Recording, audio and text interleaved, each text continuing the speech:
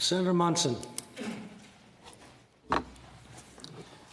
Thank you, Speaker. And thank you to Senator Moody for bringing this whole debate up. It's long overdue.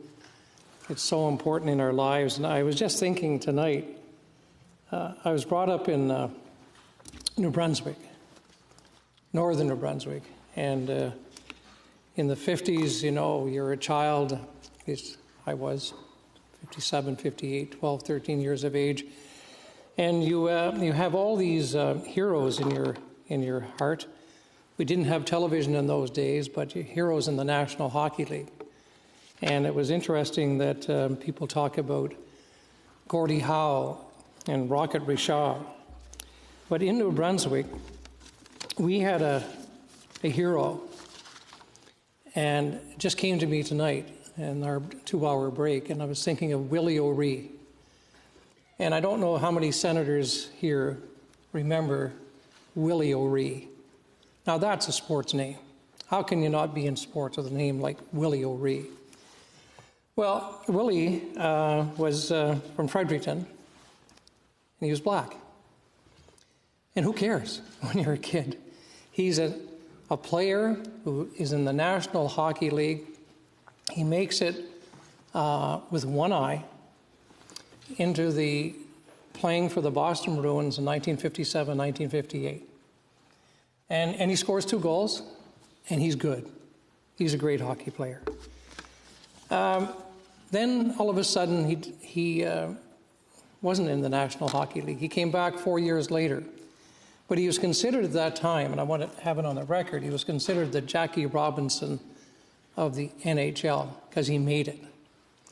And my goodness, in terms of systemic racism and overt racism and in hockey rinks racism, primarily, as he said, in American cities and not so much in Montreal and Toronto, but it was a 6-team league. And he didn't get as much grief in Canadian centres, but in the boardrooms of the National Hockey League, Willie somehow didn't make it any longer after 2 seasons, and he scored goals. He played for the Quebec Aces, the same teams as Jean Béliveau played. But then Willie was gone. Today, at 84, Willie O'Ree is an ambassador for diversity in the National Hockey League. Today in the National Hockey League, there have been many stories of what happens in that. It's not maybe unconscious bias, but it's a bias where coaches have sometimes have suppressed the ideal of a black kid making in a National Hockey League. Remember, that kid has to go through different levels all the way through from Pee-wee, Bantam, Junior, and on all his way up. And there have been some serious stories. When I talked earlier today about arguing for this debate, I talked about the whole principle of what does take place, that you don't see it happening. Somehow Willie has persevered, and I hope that by just saying his voice tonight, that it echoes out there in the sports world again of what we have seen in terms of systemic racism, which began a long time ago. Everybody thinks they're doing well with a quota system or so. It's not about that. It's much more important than that. So why it came to me, but when you have an imagination as a child, when you have a name like Willie O'Ree, you didn't see black or white, you just saw a hockey player who should have played in the National Hockey League for 15 seasons. It didn't happen. Let's check our history. But I want to start off again by thanking Senator Moody for her leadership. And as she correctly points out, it's worth highlighting again, it is in the public interest that this discussion takes place. Canadians will continue to suffer if this is not given immediate attention. Racism is very intersectional in this country, and it's one of the reasons COVID has exposed the abundance of critical deficiencies in the way Canada operates. We are still waiting on complete statistics for the intensified effects of the pandemic in real time on racialized communities and loss of income, an increase of domestic abuse, and access to medical care. This is something we need to consider moving forward. There will be a need to continue action after COVID. It's clear that racialized Canadians are disproportionately affected during the pandemic, and many more lives have already been lost. Racism towards Afro-Canadians, Asian Canadians, and Indigenous Canadians has increased. Yes, COVID made things worse, but it's important to remind ourselves that inequalities were striking before the pandemic. Let's take a look at the data that we do have to develop solutions. Black Canadians are more likely than any other racialized group to be the victim of a hate crime. This is coming from data that has been reported by the police in 2018. Remember, this is only the crimes that were reported. It is also more often than not harmful for racialized groups to call the police. We've seen that.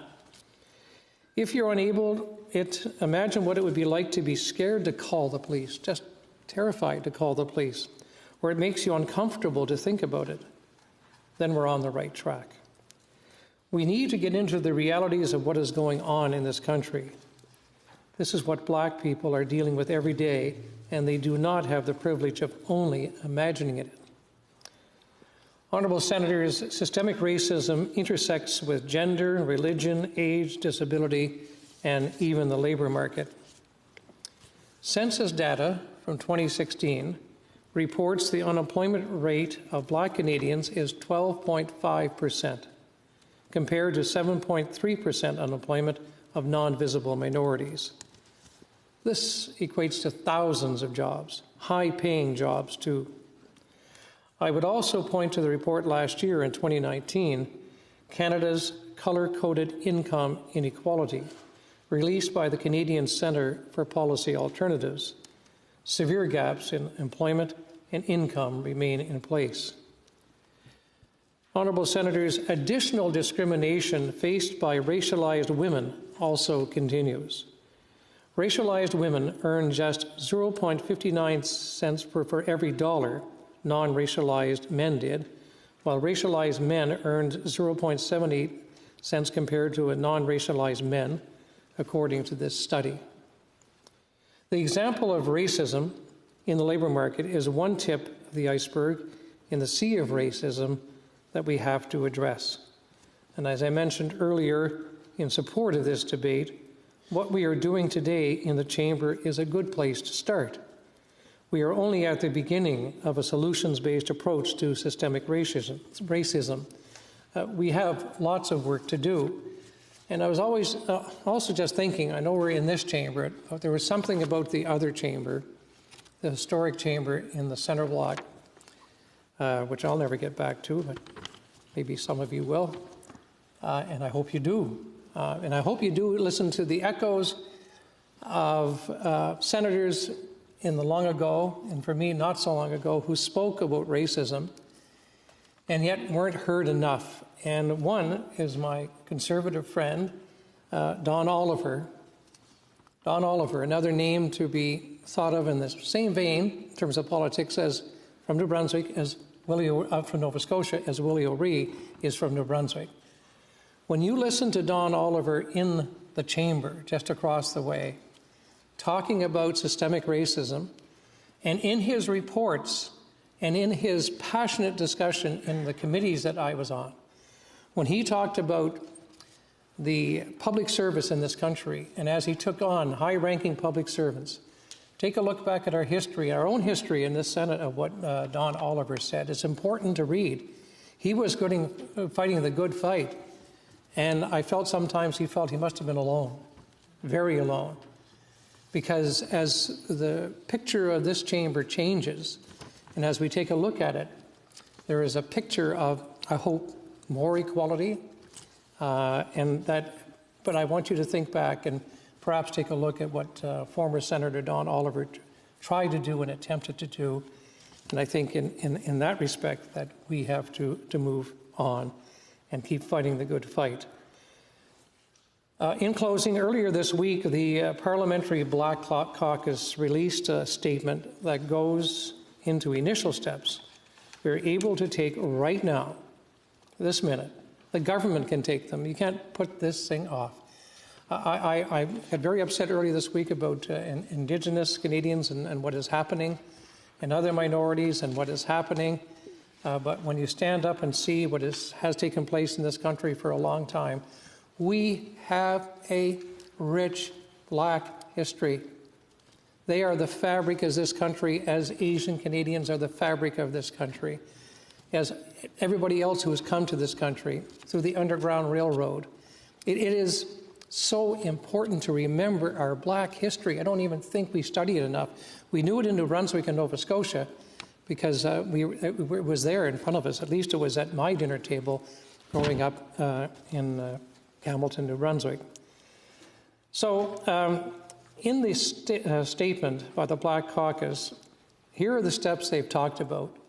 And I'll just repeat them one more time so that they all sink in for us and for those who work with us.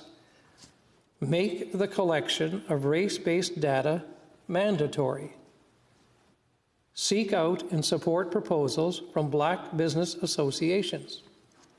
Invest in programs that are rooted in the community-based initiatives. Ensure Black Canadians have equal opportunity to work in the public sector. Implement unconscious bias training programs throughout all government institutions. Honourable Senators, this is how we get the ball rolling on real change. And as Senators, we have a commitment to make Canada a better place, a safer place. Thank you.